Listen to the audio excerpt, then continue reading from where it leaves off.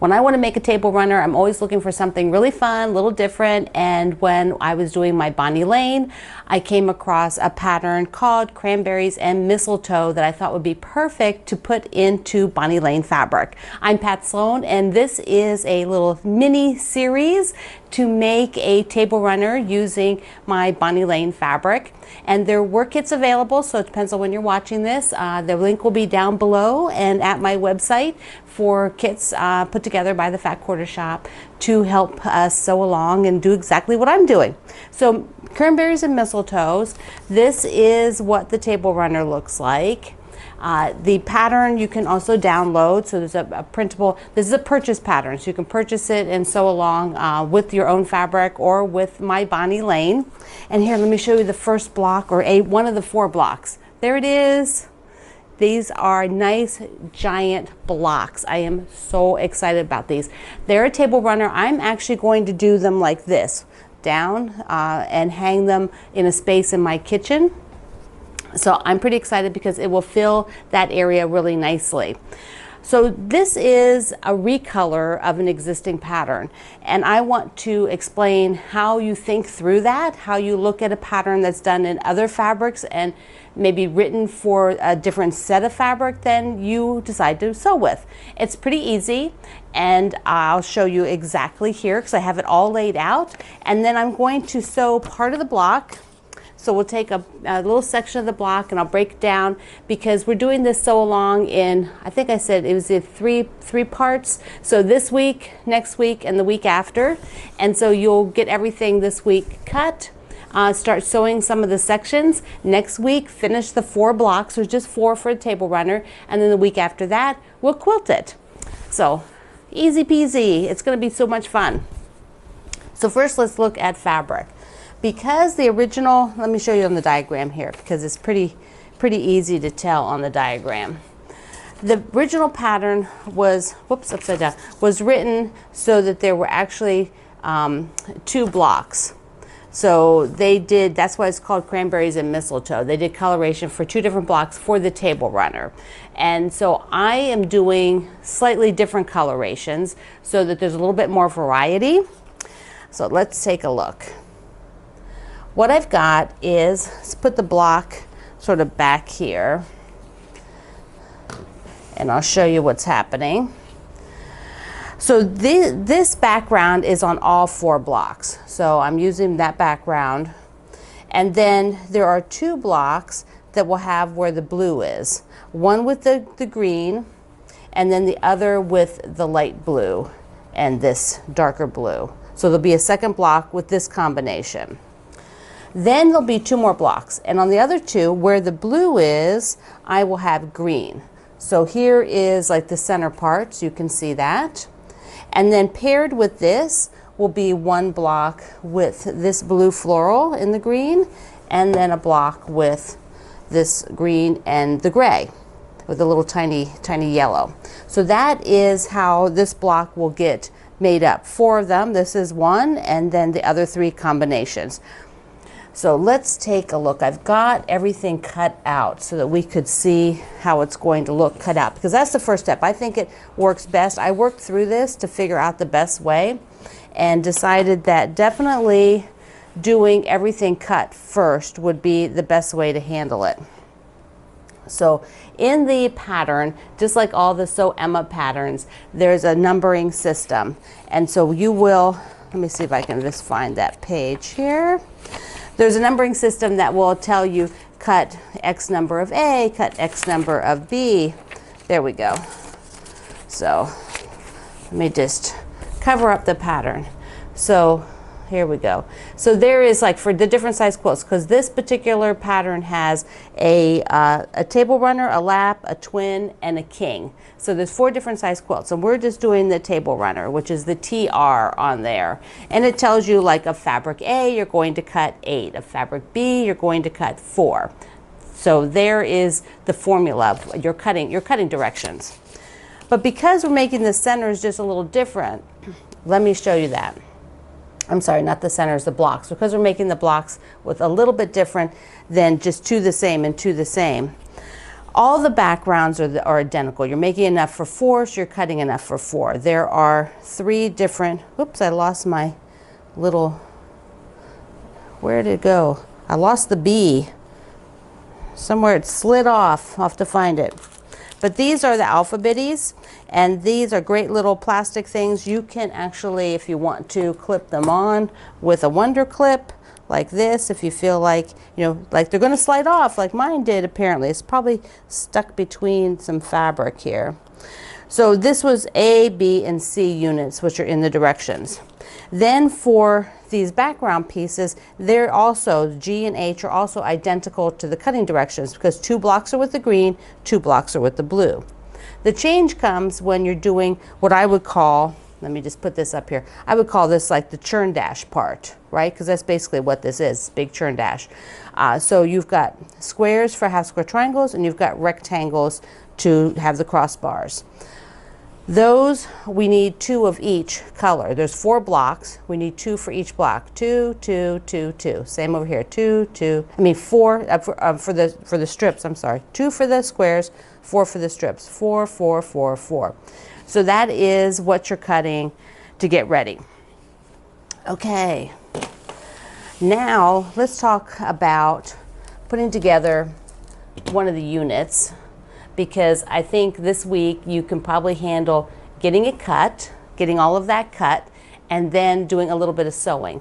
I believe you could probably work on both the middle part, which is this, but this is all sew and flips. You sort of get all the sew and flips done this week for all 4 blocks. So the 4 centers, and then this unit is the flying geese unit.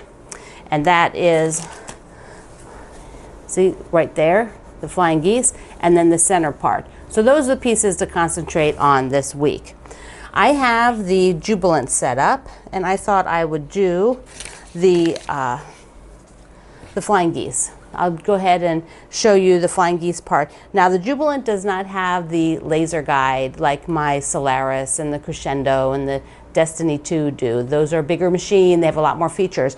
The Jubilant doesn't have that. So that means I need to mark the line that I'm going to sew on, because it's much more accurate for me to mark the line. So let's come down here, and you've got your squares. We'll just go in close here, and you can see now when I'm marking the back, I'm marking the back of the squares to do these triangles, because they're sew and flip. There was this one, see, and then I would be trimming away. So that's what it would look like before this one was trimmed, and then we're pressing out. But I want to draw a line on here, so I am using one of these iron away markers. You could actually draw with anything, but these are kind of nice, and I have them. So I'm drawing a line right from corner to corner, because that is how I will sew. I will actually sew on that line. And then this will be coming here, and I will be sewing. See, put these two, get these 2 units together here so you can see everything. So I'll be sewing from here to here, and then flipping it over. And then you'll end up doing the same thing over here, here to here, and flipping it over, and that will be your flying geese units. So I have the machine fired up here. Let's pull the Jubilant over so you can, there you can see it. I'll come out just a moment. So the Jubilant is one of Baby Lock's. I work with the Baby Lock company as an ambassador, and so the Jubilant is one of their new genuine collection machines, and it's really great. It's like 14 pounds and it has a super number of stitches, and it just does everything you basically need to do. It has a much smaller throat in here, but it is a, you know, that's the size machine it is.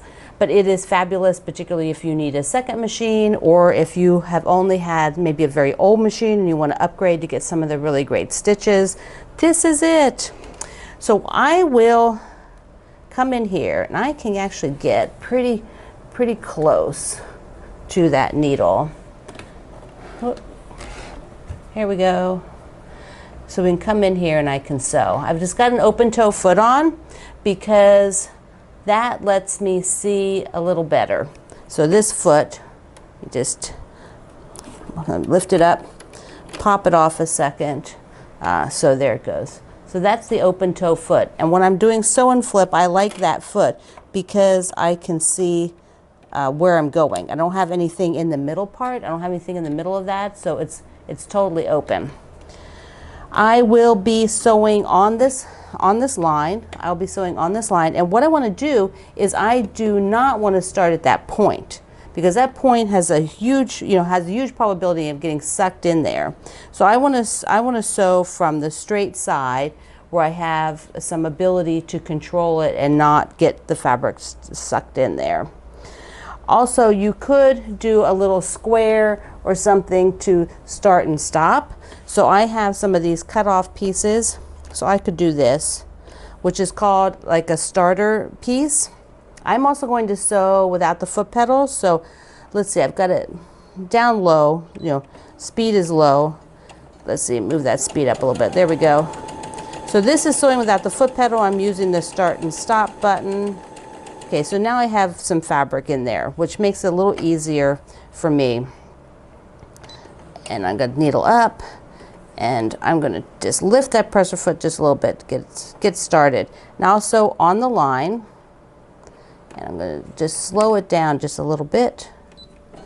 So my goal is to stay right on that line, because that is now the seam line, and when I flip it over, this will be even with the background. That is the whole goal. The base piece does not change size when you do sew and flip. So there we go, all the way out to the end. Da, da, da, da, da. And I will stop and lift this up. Go ahead and cut. Got a thread cutter on the side. So now let's come out here a minute so we can see what's going on. All right, so I can trim away this starter square. And then I have my sew and flip unit, and this will be pressed over all the way like this on the iron. And then after I press it, I will come and trim away this part so that it will look on the back like this one, rather than on the back right now. If I trimmed this up, I would still have the white. See, it wouldn't look the same. So I need to get rid of this extra piece, which is what this triangle unit came from. That was the part that I cut away.